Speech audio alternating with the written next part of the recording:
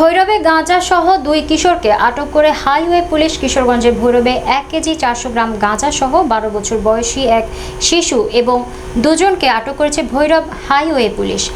রবিবার রাতে শহরের দুর্জয় মোড় এলাকা থেকে তাদের আটক করা হয়। বিস্তারিত ভৈরব প্রতিনিধি মোহাম্মদ মিজানুর রহমান পাটোয়ারির পাঠানো তথ্যচিত্রে।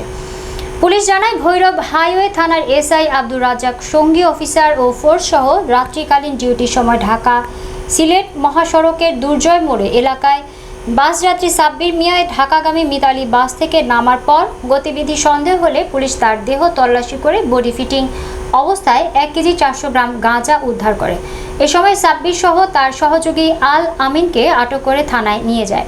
সাব্বির ঢাকা জেলার দক্ষিণ কেরানীগঞ্জ থানার শওকত আলী ছেলে এবং আল আমিন ভোলা জেলার লালমোহন থানার মেহেন্দিগঞ্জ গ্রামের মাসুদ মিয়ার ছেলে। ভৈরব হাইওয়ে থানার অফিসার ইনচার্জ মোহাম্মদ সাজু মিয়া জানান, দুর্জয় মোড় এলাকা থেকে গাঁজাসহ দুজনকে আটক করে হাইওয়ে পুলিশ। এ ঘটনায় আটককৃতদের বিরুদ্ধে মামলা দায়েরের পর বিজ্ঞ আদালতে পাঠানো হয়েছে।